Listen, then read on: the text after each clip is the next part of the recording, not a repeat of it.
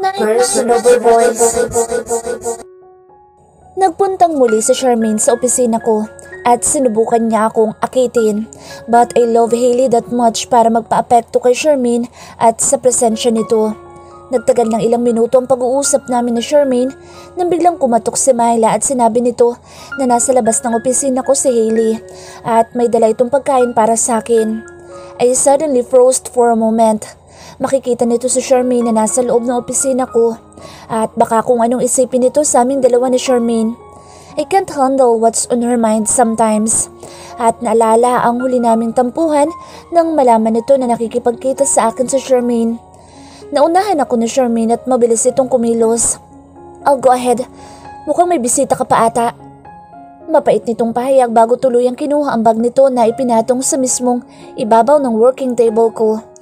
Maarte itong naglakad papalabas ng opisina ko, kasabay si Myla na naunang lumakad papalabas matapos kong utusan nito na papasukin si Hailey sa loob ng opisina ko. Nagtagal bago siya pumasok sa opisina ko kaya lumabas ako at doon ko nakita si Hailey na nakatayo sa tabi ng table ni Myla. Hahalikan ko sana siya sa labi nang umiwas siya at umalis papalayo sa akin.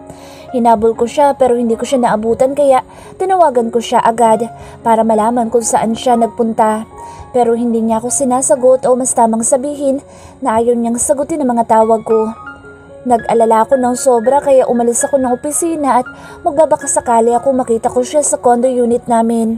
Pero wala din siya doon pagdating ko. Tiningnan ko mga damit niya sa built-in cabinet ng kwarto namin pero kumpleto naman ang gamit niya doon.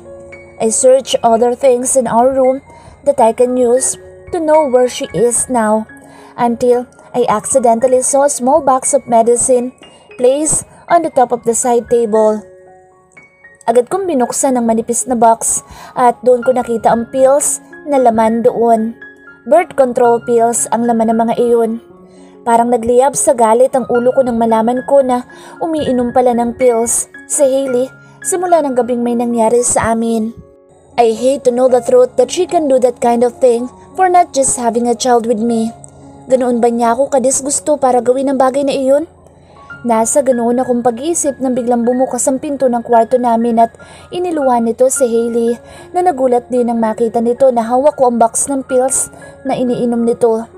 Where have you been? Tanong ko sa kanya pero imbes na sagutin ako ay nagdiretso ito sa cabinet at naglagay ng ilang pirasong damit sa isang bag. Hinawakan ko ang bag na pinaglagyan niya ng damit at ibinalibag sa kama. I said, where have you been? Masama niya akong tiningnan na parang ako ang may kasalanan ng lahat. Huwag mo ko sigawan, Knight. Hindi ako bingi. Mahinahon ngunit may diin itong sagot sa akin. Inilagay ko ang isa kong kamay sa bewang at saka ko siya hinarap at pinakita ang pills na hawak ko. Kailan ka pa umiinom ng pills? Galit kong tanong sa kanya. Hindi niya ako agad sinagot at kinuha niya ang bag na binalibag ko sa kama. 2 weeks ago, pagkatapos kong magkaroon ng menstruation. Bakit? Dapat ba? Nung una pa lang na may nangyari sa atin, uminom na ako niyan?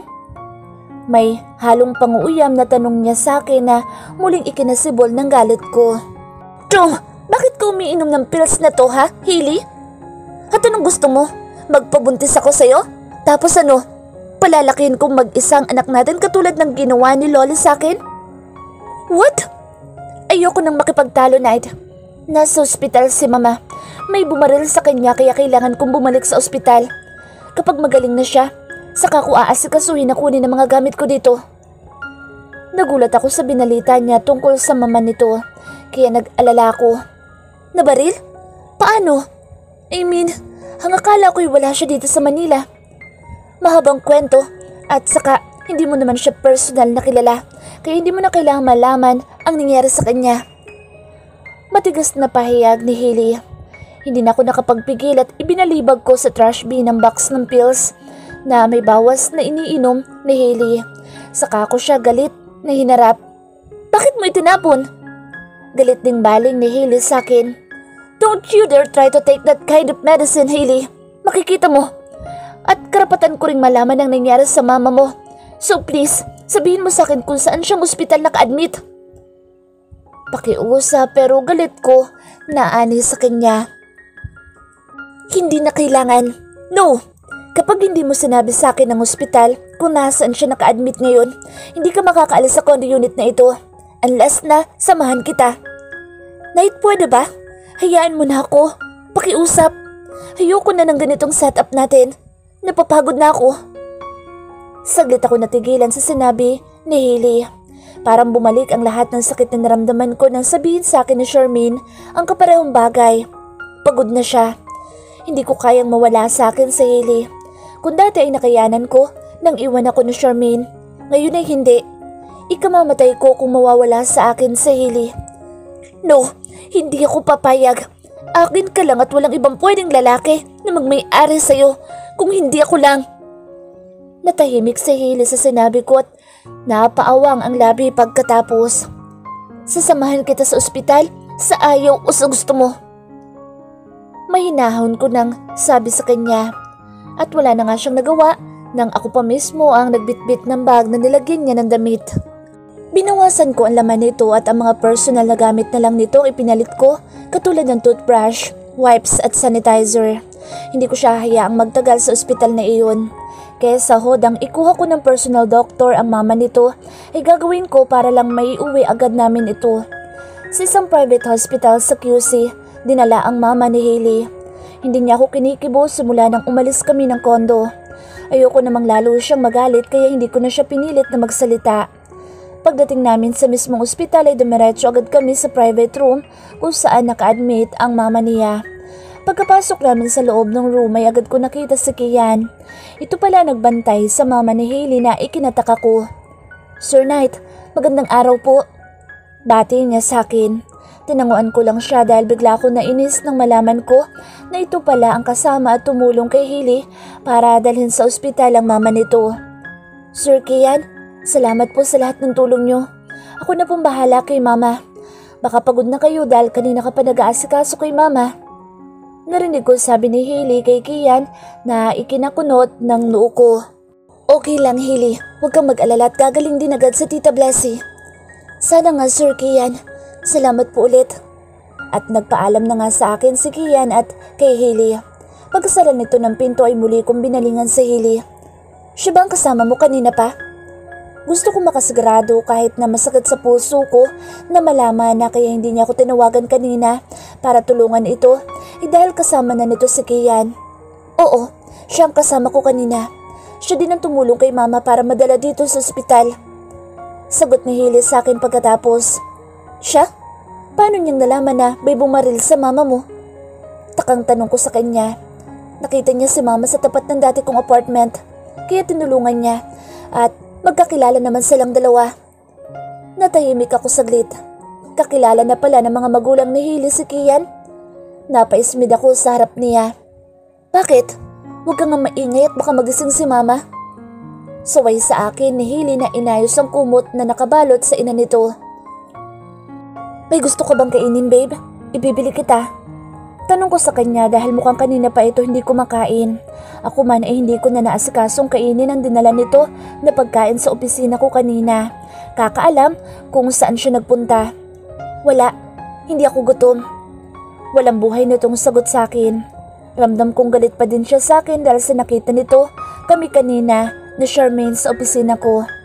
I just stared at her showing my disgust because of her attitude. Palagi na lang kami nag-aaway dahil sa walang basehan niyang mga pagdududa sa akin. Pero ang pag-inom niya ng pills, ang pinaka hindi ko nagustuhan sa mga kilos niya. Paano niya naisip na hindi ko gugustuhin magkaroon kami ng anak? I wanted her so much in my life, and having a child with her is the best result of loving her. Our own child, or children in the future, are my greatest happiness that I will treasure forever. Umupo ako sa couch habang pinapanood ko na pinupunasan ng malinis na bimpo ni Hailey ang mama nito. Tahimik lang ito habang ginagawa ang bagay na iyon.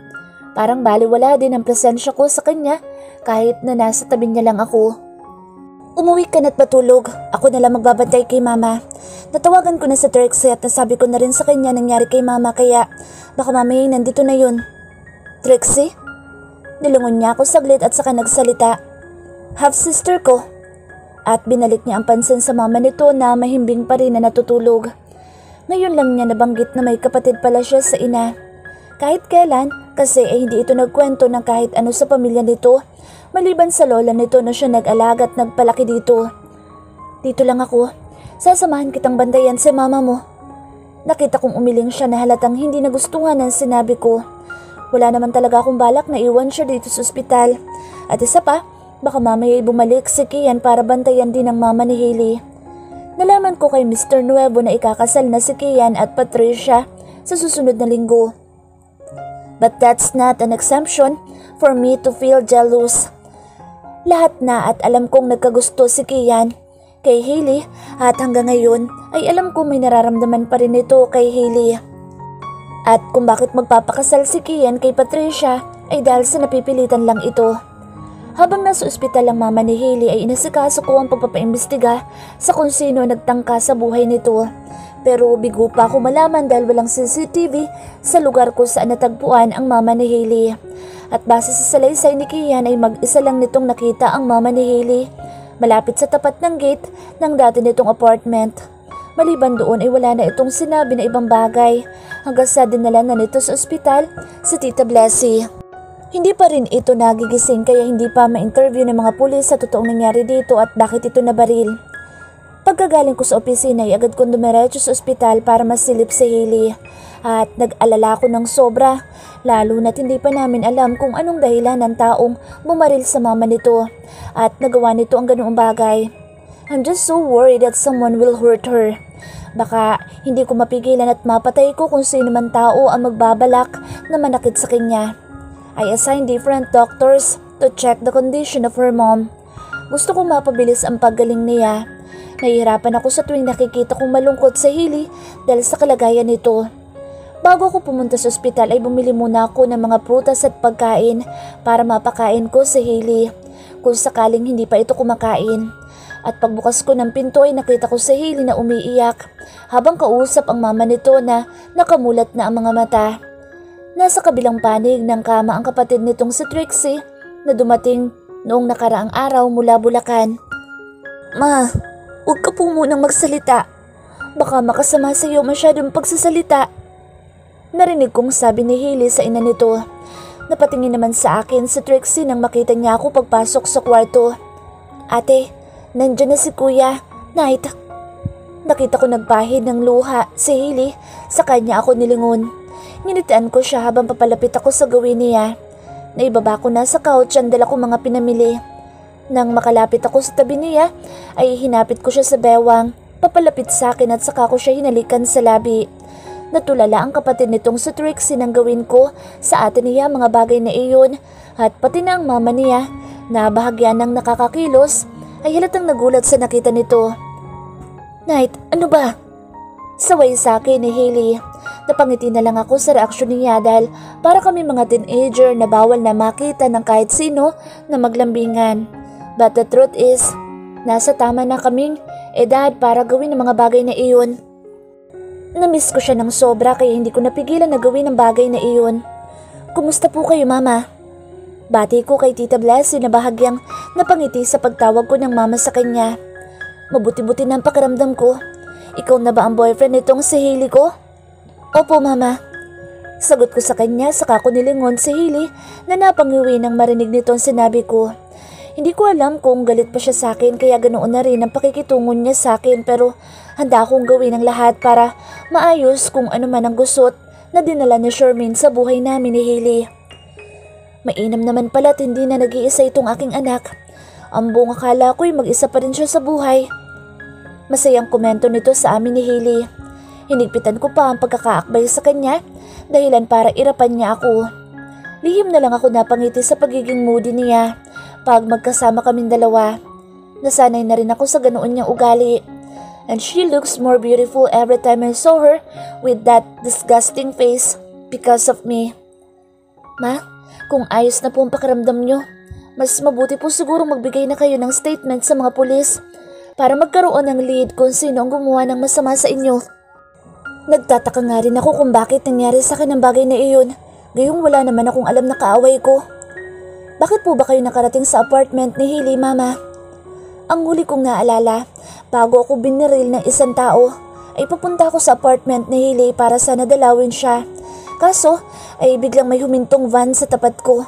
Nang malapit na ako sa apartment ni Hailey at tinakpan nila ang bibig ko ng isang panyo, kaya nawalan ako ng malay. Nalaman niyo po ba kung saan kayo dinala ng mga dumukot sa inyo? Hindi ko nalaman kung saan nila ako dinala kasi pagising ko ay may nakapiring na sa mga mata ko. At nang may isang lalaki ang dumating base sa yabag ng mga paa na narinig ko, doon ako tinakot ng isang lalaki at pagkatapos ay binaril at nawalan na ako ng malay. Pagkukwento nito sa amin, mukhang may hirapan nga ang mga pulis, pati ang kinuha kong private investigator na malaman kung sino at ano ang dahilan ng mga lalaking iyon para gawin sa mama ni Hailey ang ganoong klaseng bagay. Ang ipinagtataka ko pa ay bakit alam ng mga dumukot sa kanya kung saan ang apartment ni Hailey at doon pa mismo nito iniwan ang mama nito. Hindi na nito natapos ang pagkukwento nang may kumatok sa pinto at biglang iniluwan nito si Kian na may bitbit na isang basket ng mga prutas. Ipinatong nito sa lamesa ang dala nitong basket saka lumapit sa dulong parte ng kama ni Tita Blessy. Akmang aalis si Hailey sa tabi ko nang pigilan ko siya sa pamamagitan ng paghihigpit ko ng pagkakaakbay sa balikat niya na ikinatingin naman ito sa akin. Tita Blessy, kumusta pong pakiramdam niyo? Ayos naman ako, Kian. Salamat nga pala sa pagkakaligtas mo sa buhay ko. Ikinuwento ni Hailey at Rixie sa akin ang ginawa mo para mailigtas ako. Napaismid ako sa sinabing iyon ng mama ni Hailey. Halatang magiliw ito kay Kian sa paraan pa lang ng pakikipag-usap nito dito. Walang anuman po, Tita Blessy. Ang mahalaga ay nakaligtas kayo, hindi ba, Hailey? Baling na tanong nito kay Hailey na agad namang tumango pagkasabi ni Kian ang bagay na iyon. Oo, Sir Kian. Kung hindi dahil sa iyo, baka namatay na si Mama. Salamat. Salamat. Walang anuman, Hailey. Basta para sa iyo at sa pamilya mo'y handa akong tumulong. Umusbong naman ang galit sa dibdib ko dahil sa sinabi ni Kian na parang ipinamumukha nito sa akin na hindi ko kayang protektahan si Hailey at ang pamilya nito sa panganib. I've cleared my throat and I directly stared at him, giving him signals to stop saying anything, which brings annoyance in me. Sir Knight, sorry, hindi ko po kayo nabati agad kanina pagdating ko. Hingim pa umanhin ito sa akin na kunwari tinanggap ko naman. It's okay. Kumusta ang biyahe? Wala ka bang flight today? Wala po, sir. Napatango na lang ako at naramdaman ko ang pagtanggal ni Hailey ng kamay ko na kanina pa nakaakbay sa balikat niya. Ipaghahanda ko lang ng merienda sa Sir Kian. May hinahong bulong niya sa akin na ikinainis ko naman. Bakit kailangan pa niyang asikasuhin ng lalaking iyon samantalang ako ay hindi man lang niya maalok ng kape sa tuwing kasama niya akong nagbabantay sa mama nito. Hindi ko napigilan si Hailey ng kumilos na ito para asikasuhin si Kian. Maging si Tita Blessy ay masayang bumisita ito sa kanya. Saglit kong tinitigan si Hailey para kunin ang atensyon niya pero hindi man lang niya ako nililingon, which made me frustrated that time. Pagkalabas ng ospital ni Tita Blessy ay sa condo unit namin ni Hailey ko siya pinatuloy kasama sa Trixie. Nung una ay ayaw pumayag ni Hailey at ang gusto nito ay iuwi ng Bulacan ng mama nito. Kasama siya para maalagaan daw nito si Tita Blessy. Pero hindi ako pumayag. I can't afford na to see her for a day or even an hour kaya hindi ako pumayag sa gusto niyang mangyari na sumama ito sa Bulacan para maalagaan si Tita Blessy. Nagkasundo kami na sa condo unit muna mamalagi ang mama at kapatid nito para maging komportable ang pagpapagaling ni Tita Blessy. At habang hinihintay din namin ang resulta ng investigasyon tungkol sa pagkakabaril sa kanya, ang hindi lang nagustuhan ni Hailey ay ang ideya na isasama ko na siya sa mansyon para doon tumira. I even asked permission to my parents at pumayag naman sila. Total ay alam ng mga ito na magpapakasal na kaming dalawa. Yun din ang sinabi ko kay Tita Blessy, kaya napapayag ko ito na isama si Hailey sa bahay ko. Ayoko maiwan siya sa isang lugar na hindi ko siya kasama.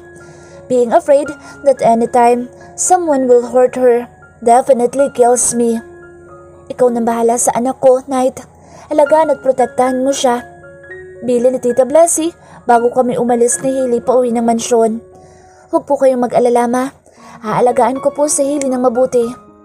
Katabi ko si Hailey ng mga sandaling iyon at muli ko siyang hinapit sa bewang para ipakita sa mama nito na sincere ako sa mga sinasabi ko tungkol sa amin ni Hailey. Naglagay na din po ako ng 2 guard sa labas ng pinto para may bantay po kayo. At araw-araw ay dadalawin namin kayo ni Hailey dito to check if you need anything. Salamat, Knight. Ginagawa ko po ang lahat ng ito for your daughter. At saka ko nilingon si Hailey na nagulat sa sinabi ko. Parang hindi ito naniniwala sa mga sinasabi ko sa tuwing kausap ko ang mama nito o ang kapatid nitong si Trixie. Lalo na kapag ang topic ay ang relasyon naming dalawa. Maybe there's something which I need to do for her to believe me that I am really serious about her. At gagawin ko ang lahat just to prove that I am the only man for her and not even that Kian Legaspi is capable in replacing my throne in her life. Ako lang ang lalaking magmamay-ari sa kanya, walang iba. Because if there's anyone who will try to touch her, I'll make sure that this man will face hell. Hailey's person-over voice. Nasa ospital pa lang kami ay wala nang ginawa si Knight kung hindi ang bantayan ako. Ayaw na nga nito halos na umuwi para lang masamahan ako sa pagbabantay kay mama. Pero kahit ganoon, ang gawin nito ay hindi pa rin nawawala sa isip ko ang selos na naramdaman ko nang makita ko si Charmaine na nasa loob mismo ng opisina nito. Wala akong karapatan na makialam sa kanila. Oo, pero iba pala talaga ang sakit kapag harapan mo nang makita ang taong mahal mo na may kasamang iba. Pilit ko itinatago kung ano ang sakit na dinudulot ng pagmamahal ko kay Knight. Pero sa huli, kusa pa rin nakakaramdam ng sakit ang puso ko na parang pinapatay ako sa bawat pag-iisip ko kung paano ako magiging matatag na hindi niya makikita ang pighati na dulot niya sa buhay ko. Pakiramdam ko, kahit saan ako pumunta hindi ko siya matatakasan. Ang bill sa ospital ay siya nag-ayos at nagbayad. Ang condo unit na ito, siya din ang nagbayad. At siya rin ang nagsabi na doon patuloyin si Mama at Trixie habang nagpapagaling ito sa sugat. At kapalit ng lahat ng ginagawa nito sa pamilya ko ay ang pagpayag ko na sumama na sa kanya sa bahay ng mga magulang nito. Hindi daw ito mapapanatag kung wala ako sa tabi niya at baka biglang bumalik ang taong nagtangka sa buhay ni Mama. Lalo na't hindi pa nakikita kung sino ang taong nagbalak ng masama sa kanya. Wala na ako nagawa ng sabihin ni Knight kay Mama na magpapakasal na daw kami kuno, kaya pinayagan na rin ako ni Mama na sumama sa kanya. Masakit at mahirap sa pakiramdam na sa huli, siya pa rin ang dapat kong sundin at kung ano mga balak niya ay dapat kong sang-ayunan. Pagdating namin sa bahay nila, Knight, ay nalula agad ako sa laki ng mansyon ng mga magulang nito. Nakakita naman ako ng malalaking bahay kahit papaano pero hindi ako personal na nakakapasok sa loob. At ngayon nga ay nasa loob ako mismo ng mansyon ng mga Montefalco. Pinaghalong wood at rock ang mismong bahay. May malaki din itong lanay at open area na balcony, nakita ang view sa taas. 3 palapag ang mansyon ng mga Montefalco at hindi ko maisip kung ilang kwarto ang meron sa bahay na iyon. Pagpasok pa lang namin sa loob nito ay kita na agad ang maganda at eleganteng interior design ng mansyon. Ang mga gamit ay halatang mamahalin at mukhang galing pa sa ibang bansa. Naagaw ang atensyon ko ng isang malaking portrait ng pamilya Montefalco. Sa portrait ay may kasama pang 2 matanda na lalaki at babae, sila Knight. Bukod sa mga magulang nito at halatang matagal na ang portrait na ito dahil mga binatilyo pa ang 3 anak nila Tito Leonardo at Tita Agnes na sila Knight. Nakatitig ako sa larawang iyon nang bigla ko maramdaman ang paghawak ng kamay ni Knight sa bewang ko. That's our grandparents on my father's side. Namatay sila pareho 10 years ago. Pareho silang namatay? Takang tanong ko. Yeah, my grandfather passed away because of heart attack. And few months later, my grandmother was also died. Sabi nila, sobrang mahal nila ang isa't isa. That's why they can't live without each other's presence. Nagulat ako sa sinabi ni Knight. Meron palang ganoon na pagkakataon na sa sobrang pagmamahal mo sa isang tao ay mas nanaisin mo pang mawala na lang din sa mundo kung hindi mo siya makakasama sa araw-araw. Darating din kaya sa buhay ko ang pagkakataong iyon na handa kong lisanin ang mundong ito para lang makasama ang taong minamahal ko kahit sa kabilang buhay? Hey babe, did I tell something wrong? Bakit bigla ka natahimik? Untag sa akin ni Knight. Napatitig ako sa mga mata niya na mariinding nakatitig sa akin. Wala, may naalala lang akong bigla. Pagkasabi ko ng bagay na iyon sa kanya, ay sakto naman dumating ang mga magulang nito na nagmula sa taas ng hagdan. "Night, Hailey," bati ni Tita Agnes sa amin. Katulad ng dati ay niyakap niya ako tinalikan sa pisngi. Pagkalapit niya sa amin ni Night, "I'm glad na sumama ka na kay Night dito sa bahay. Meron na ako makakasama at hindi lang puro maids, lalo na kapag umaalis sa mga lalaking ito sa bahay." Nakangiting sabi nito sa akin. Tama, at mas masaya siguro kung magkakaroon na rin ng mga maliliit na chikiting dito sa bahay. Hindi ba, honey? Sobrang tagal na nang marinig ko ang kulitan ni Night at Xavier dito sa bahay. Pahabol ni Tito Leonardo na ikinapula ng mga pisngi ko. Ano bang ibig sabihin nila na mga chikiting? Ang magkaroon na kami ng anak ni Night? Wala nga sa isip ko na hahantong kami sa ganoong sitwasyon. At naisipan ko pa ngang uminom ng pills para hindi mangyari ang bagay na iyon. Dahil sa takot ko na makatulad ng kapalaran ko ang maging buhay ng magiging anak namin kung nagkataon. Oo nga naman, Hailey. Magiging masaya kami ng asawa ko kung magkakaroon na kami ng mga apo. Mukhang wala pa kasi sa isip ng dalawang lalaki naming mga anak na sina Hunter at Xavier ang magkaroon ng pamilya. Puro mga trabaho na lang ang ginagawa ng mga iyon at halos walang time na magseryoso sa mga babae. Pero itong si Night, mukhang may balak na talaga lumagay sa tahimik at iniuwi ka na dito sa bahay. Hindi na naman ako nakasagot sa sinabi ni Tita Agnes at sinulyapan ko na lamang si Night na ngingiti-ngiti sa tabi ko. Inarapan ko na lang siya ng pasimple. Ewan ko kung nakita ng mga magulang nito ang ginawa ko sa anak ng mga ito. Kaya asikasuhin nyo ng dalawa ang kasal nyo sa lalong madaling panahon. Night, naiintindihan mo ba?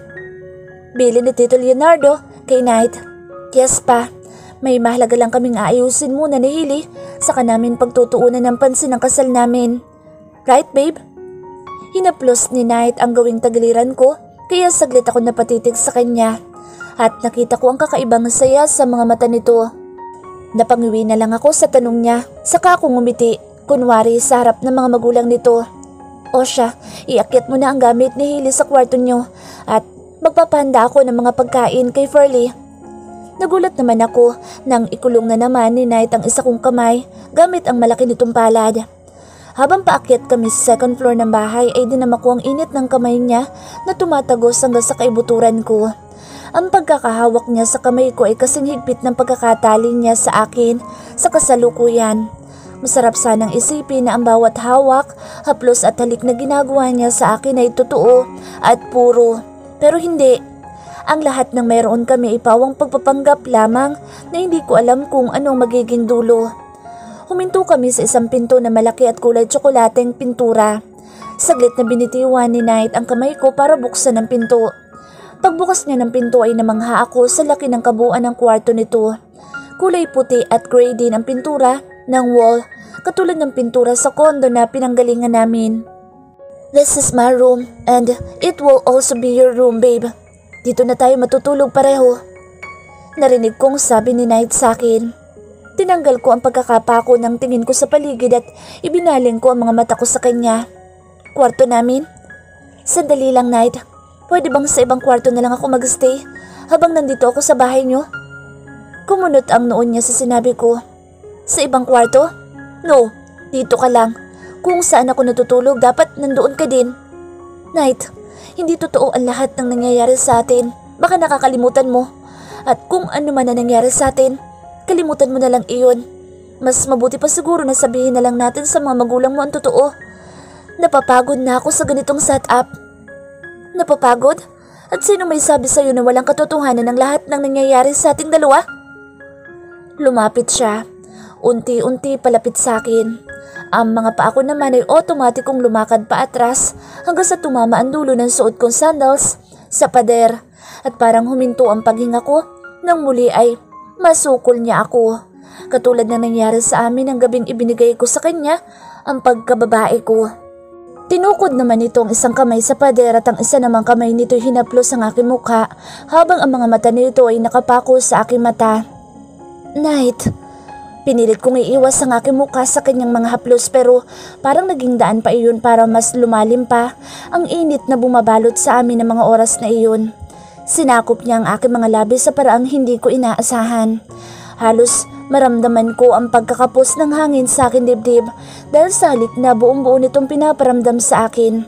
Napahawak ako sa matigas at malaki niyang dibdib para itulak sana pero kulang ang natitira kong lakas para pigilan siya sa pag-angkin sa aking mga labi.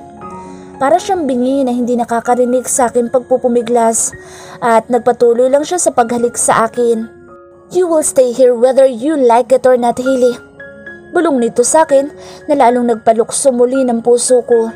Sasagutin ko na sana ang sinabi niya nang biglang may kumatok sa pinto at napilitan akong pakawalan ni Knight.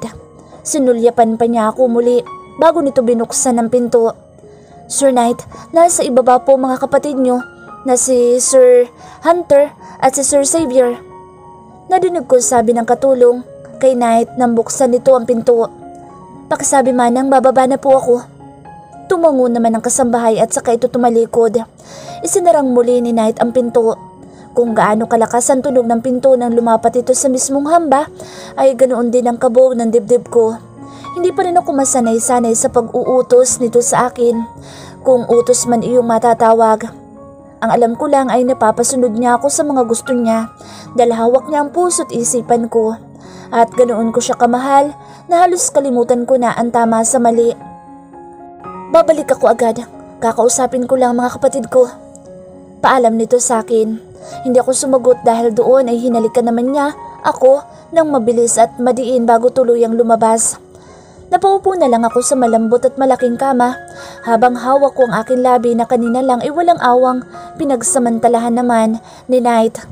Lihim ako nangiti dahil kahit na may tampuhan kami ay hindi pa rin ito ako nakakalimutang halikan sa labi na nagpapawala ng sakit at lungkot ko. Sinulyapan ko ang malaking kwarto ni Knight. Triple ata ito ng kwarto namin sa kondo. May 2 pinto sa loob nito at na-curious ako kaya tumayo ako para tingnan kung anong nasa loob noon. Hindi naman siguro ako pagagalitan ni Knight kung sisilipin ko kung anong nasa loob ng 2 kwartong iyon. Una kong binuksan ang pinto na malapit sa isang vanity dresser na mukhang bago pa at may plastic pang nakalagay sa mga gilid nito. At nang buksan ko iyon ay isang malaking comfort room ang bumungad sa akin. Kulay brown ng pader at puting-puti naman ang malalaking tiles ng sahig. May isa pang transparent na pinto sa loob nito at doon ko nakita ang isang bathtub na parang ang sarap paliguan. Mabango at pati sa loob ng banyo ay air-conditioned din. Pagkasara ko ng pinto ay binalikan ko ang malaking wall mirror na naka-attach sa pader at kitang-kita ito pagpasok pa lamang ng banyo. Sa ibabaw ng lababo ay nandoon ang mga shampoo, alcohol at iba't ibang mga sanitizer. Nagtataka pa ako at may mga pambabaeng gamit na din na nakasama sa mga panlalaking gamit ni Knight. Puro mga bago pa iyon. May shampoo, conditioner at feminine wash din. Pagkalabas ko ng banyo ay sunod ko naman binuksan ang isang katabing pinto. Pagbukas ko ay agad na bumungad sa mga mata ko ang isang malaking built-in cabinet na kulay puti. May mga stante din kung saan nakalagay ang iba't ibang uri ng sapatos na pawang puro panlalaki. Sa kabilang side naman, doon nakahilera ang mga mamahaling watch, necktie at kumikinang na mga tie clip at cuff links. Nalula ako sa mga nakita ko at parang naumid ang dila ko. Ganito pala ang wardrobe ng mga mayayaman? Para ka lang nasa mall or shop ng mga mamahaling damit kung saan pipili ka na lang ng isusuot mo instantly. Nang buksan ko naman ang built-in cabinet ay nakita ko ang iba't ibang kulay ng long sleeve. They were arranged by colors. Sa tabi noon ay nakahanger naman ang mga suit na isinusuot ni Knight na pamilyar naman ako. Sa gawing kanan ay ang mga nakatiklop na t-shirt at shorts. May mga espasyo pa sa tabi noon na pwedeng paglagyan ng mga damit. Ayoko namang mag-assume na pwede kong ilagay doon ang mga damit ko na nakalagay sa maleta nang iniuwi niya ako dito sa mansyon. Isinara ko na ang kabinet at napabuntong hininga. Hanggang kailan ba ako mabubuhay sa isang pantasya na ako lang ang nakakaalam? Saka ko naalalang hindi pa pala ako nakakaligo bago umalis ng kondo dahil wala naman talaga sa plano ko ang sumama kay Knight pauwi dito sa bahay nila. Kaya kahit biglaan ay napilitan akong sumama sa kanya.